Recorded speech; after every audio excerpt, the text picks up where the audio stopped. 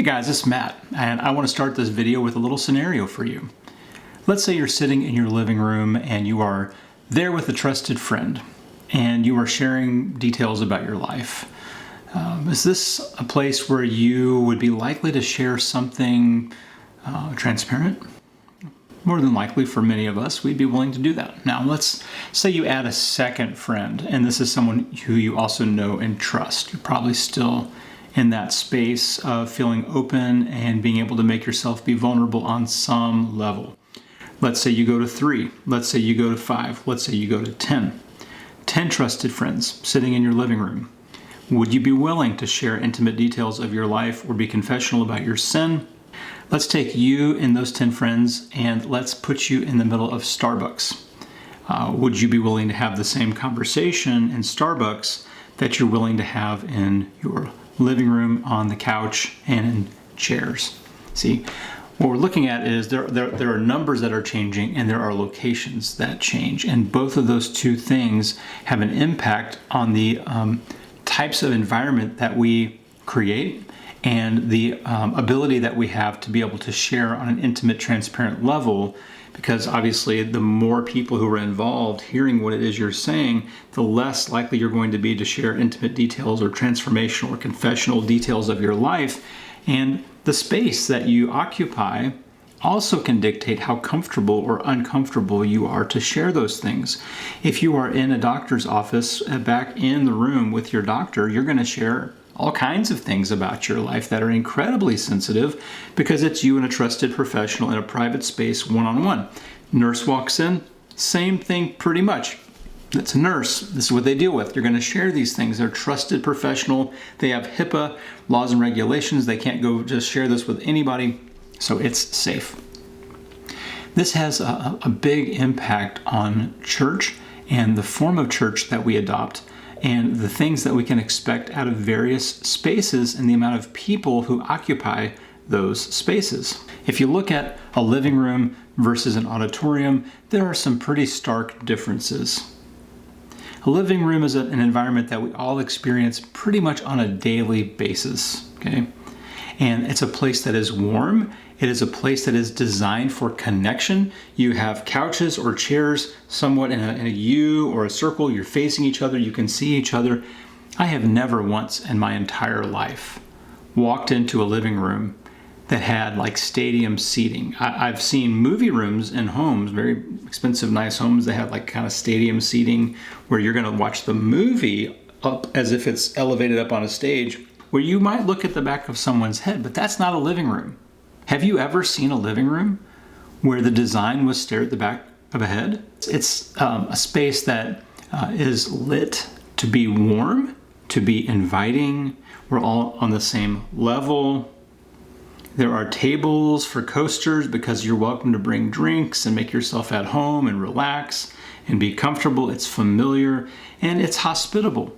There is a host who owns the home, who has invited you into their home, who has received you, who is acting in loving hospitality towards you. Now, that's the living room. And all the people are welcome to communicate in a living room. Now, in the auditorium, it's a little bit different. The lighting is different. It's dark in most of the room, and it's lit up very bright in one section of the room. And that section that's very bright is very elevated, and only certain people are able to come and go and say certain things within that elevated, well-lit space. It's meant for mass communication to mass numbers of people. There might be a sign on the door as you enter that says no food or drink allowed. It is not a hospitable space in the sense of no one owns the space. It's not as if you were in someone's home who greets you at the door and welcomes you. Welcome to my home. Please make yourself at home. Come, find a seat in the living room. You might say to someone coming into a church building, make yourself at home, but it's not a home. The way the seats are positioned, you're looking at the back of 90% of the people's heads, and you're seeing 1, 2, 3, 4, 5% of the people who are looking at you, who share official things and have official positions, who are speaking to you. The living room is designed for intimate communication amongst a small group of trusted individuals, whereas the auditorium can be completely anonymous and the flow of information is unidirectional and the people there are intended to listen, hear what's being said. There's not a lot of conversation. There's not a lot of connection. Therefore, there's not a lot of deep, intimate transformation taking place. You're going to hear some amazing teaching possibly that might change your perspective on something, but it's just not a relational environment in the auditorium. Now, here's an outside the box idea for you on the idea that where we meet actually matters. It impacts and influences everything that we do. In our home church, backyard church, we meet outside as much as humanly possible. If it's above 50 and below 80, 82, we are outside. If it is not raining, we are outside. And we do this for a number of reasons. Initially, we did this because of COVID. But what we have discovered is that there is an impact to meeting outside that is beautiful. There's a few things here. One is things are not in your control. There may be birds making all kinds of sounds. There may be wind gusting around, blowing your notes everywhere. There are all kinds of factors that you just cannot factor in that just change things up in a way that you have no control over. It just reminds you that you are not in charge when you meet outside. Second is it's visible.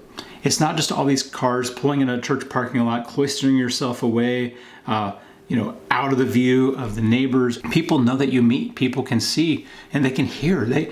Our main place where we tend to gather is on a large lake in a neighborhood, and people across the lake can hear the singing. They can hear us praising God together. It's a beautiful thing. And that also gives us opportunity to encounter people. There was a thing that happened a little while back that I've shared before on this channel where Auburn University had a revival where there were a couple hundred students baptized in the lake. And we decided that we would try to connect to disciple some students, and we reached out to the organizers, didn't hear back. And so we just realized one day, why are we not just asking God to connect us with whatever students He wants us to help? And so we started praying that, and within 1 week, 10 days, our second church outside gathering is meeting, and a young lady walks up and notices what's going on, and she says, "What are y'all doing?" And the gathering says, "We're here studying about Jesus and encouraging each other and praying, why don't you join us?" And she says, "I just was baptized in the lake the other day at Auburn, and I'm looking for a place to grow, a place to connect." And so God connected us with somebody through prayer, and she would have never known that we existed had we met inside. A little while later, she had stopped coming for like 2 Sundays, and we realized that we did not get her phone number on the front end. And so we said, well, we prayed her in, let's pray her back. And so we asked God to send her back. And that exact meeting, when we recognized to pray for her return, she walked up like 15 minutes later. And you will not believe what she said. She said, "Y'all have been on my mind all day, and I just knew I had to come back." And so she had on her heart to come back and see us that day as we are praying for her, for God to lay it on her heart, because we can't contact her. We have no means of communication, but God can lay that on her heart. And because we're meeting outside again, she can come and find us. She can come and be a part. And we put that strategically at the front of a neighborhood where all the cars in the neighborhood go in and out right past that little spot. That's strategic. And if we just met somewhere inside, we would not be visible. We would not be accessible. We've met several people that way and made impacts through meeting outside. There's no overhead to that. You can be creative as to where to put it, be prayerful about where to go, where to meet. And so that's one alternative that you may well find helpful. And you might say, oh, shake the hand of the person next to you and take a few minutes to greet and all these kinds of things, which actually doesn't always go very well because you're crossing spaces. You're crossing in a large environment, a large auditorium environment, which is a very public space. You're asking people to do a very transformational, intimate thing. Same thing with confession. When you say, we're offering the invitation to all, if you have any sin you want to confess, please come down front, we'll take your confession, and then someone, once a year comes down and shares something, and then, make some notes and go up before the church, oh, so-and-so has come forward this morning, and they confess the sin of adultery, and blah, blah, blah, blah. No one wants to do that, because you don't know everyone. Going back to my initial little scenario, you don't know these people. You don't know 100 of them. You don't know 1,000 of them. You might only know a dozen of them really well. There might only be 2 people, 0 people in the room you'd be willing to share that with. And now all that you're going to share is going to be said to the masses. It's just not a safe place for that. That's why that just doesn't seem to work very well. Now, there's been some work on this sociologically and biblically through the work of Joseph Meyer, where he talks about these spaces in his book, The Search to Belong, Rethinking Intimacy, Community, and Small Groups. He says it is not a one-size-fits-all thing, but that there are 4 main types of spaces that we can occupy that have different functions. The first is the public space. This is the large gathering. Then there's the social space, a little bit smaller. And then there's the personal space, even smaller. And then finally the intimate space. And let's define these things. There's a book that specifically applies this to discipleship called Discipleship That Fits by my friend Bobby Harrington and Alex Absalom, 2 fantastic people. And they wrote a book called Discipleship That Fits that basically takes Meyer's work and applies it specifically to discipleship. Now, they break the numbers down like this. They say the public space is 100 plus, okay? And this is the Sunday morning assembly in the gathering. There are certain things that you can accomplish in that space, like casting vision to the masses, okay? You can't really cast vision to the masses with 10 people in a living room, but you can do that in the auditorium with hundreds of people. Then there's the social space. They define that as 20 to 70 people. And then there's the personal space, which is that 4 to 12. And then the transparent space is 2 to 4. Harrington and Absalom take that intimate space and they divide it into transparent and divine. And what they do, they actually make a pretty brilliant move and making this application to say Jesus actually utilized these different sizes of groups at different points in his ministry to accomplish different things. So you have the public space, feeding the 5,000, Sermon on the Mount, Jesus and the crowds, right? And then you get that social space, that 20 to 70, and now you have all of a sudden like Jesus sending the 70 out. Gatherings in a home where he's meeting with a Pharisee, he gets anointed with perfume, and he's got his 12 there, plus the Pharisees' family, plus himself, plus others. That kind of gets you into that social space. The personal space is 4 to 12, Jesus and the 12 disciples. And then you have that, once again, that transparent space of 2 to 4, which is like Jesus, Peter, James, and John. And then you have the divine space, which is just Jesus got up early in the morning before anybody else was up, and he found a solitary place to pray, Jesus and God. So Jesus utilized these things for varying purposes. It's not a one-size-fits-all. And so churches that are building-centric are going to have to be creative, like small groups and Bible classes and service opportunities and things to break out of that public space. You can't use the public space to do everything. It just doesn't work relationally. The home is going to work better for intimate, transformational conversation, study, transparency, confession.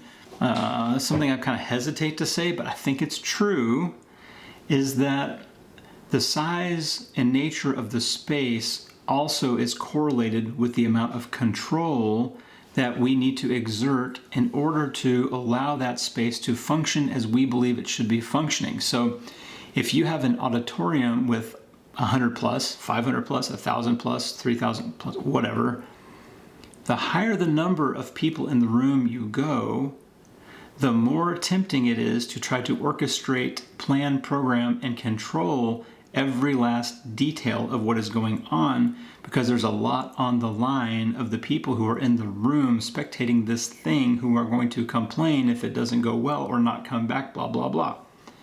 Because if something goes wrong and 3,000 people are bothered by it, that seems to be quite a big deal. And so you have to orchestrate things, or you have to vet the people who are getting up on the stage in a lot stricter manner. And there's not just public sharing of just people who are sitting there amongst the 1,000 people who are watching. You're never going to hear what they think or say. If the person who's preaching says something off the wall or heretical, there is no confrontation of that. There is no ability to bring correction to that. We've talked about that on the channel many times. But as you make the number smaller and you bring it into the home, the desire for us to have control mechanisms in place to make this thing go off without a hitch are very much diminished. You're not going to put a countdown clock on the wall in your living room to make sure that your home gathering ends on time, but you're going to see that every time in a megachurch, that on the back wall there's not only a clock, but there's also a countdown timer for every single section of what's going to happen, so that people make sure that they do not go over on time, so that other people have the time that they prepared for, all that. It's the nature of the beast. That may be the best way to do that.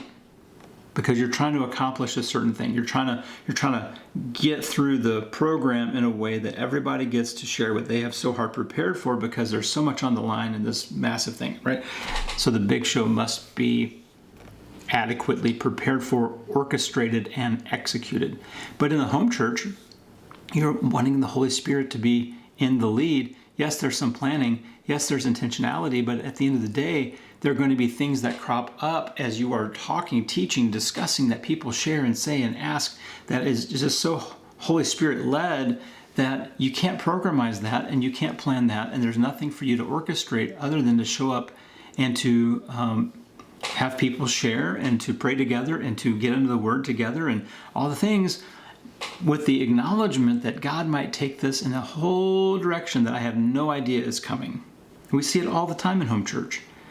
I have an idea of what a little bit of a theme is for the lesson, but it goes a whole nother direction by the time it's time to teach, because the things that have been shared, the songs that have been sung, the confession that's been made, or the hard things that have been said, it just changes everything, because the body is in tune with the body. And we're in communication with each other because we're sitting in a circle, and it's intimate, transformational space, and we're sharing these things with each other in a way that we're asking for support. And so it would be weird to not acknowledge these things, or to not adjust the flow of things to accommodate the real needs that are bubbling up in the midst of God's people in a way that just won't happen in an auditorium with just so many people.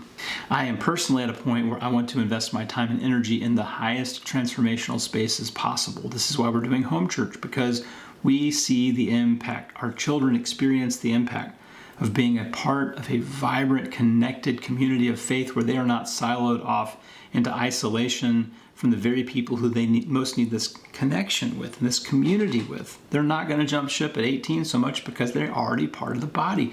They're already participating. I had a young person come up to me this past Sunday and say, "Can I please share the communion thought this coming Sunday? Is that available?" Yes. Oh my goodness, that's amazing that they desire this. And they desire it in the traditional church too, but there's rarely opportunity for these things to be expressed. What are your thoughts on this? How do you see this playing out? And if you're part of a home church, how have you seen the low control, high spirit led, transformational nature of what goes on in home church, and how do you think that the space itself fosters these things? If you're part of a traditional church, same question. How does the space foster the result that you're getting? Because it does. It does 100%. And so I'm going to put another video up on the screen about our control issues and the need for the Holy Spirit to lead us and guide us, and how we might go about doing that through a quick overview in Acts, and then some practical applications. So I hope you take a minute to watch that. Thank you so much for liking the video, for watching this whole thing, and we'll talk again soon. God bless.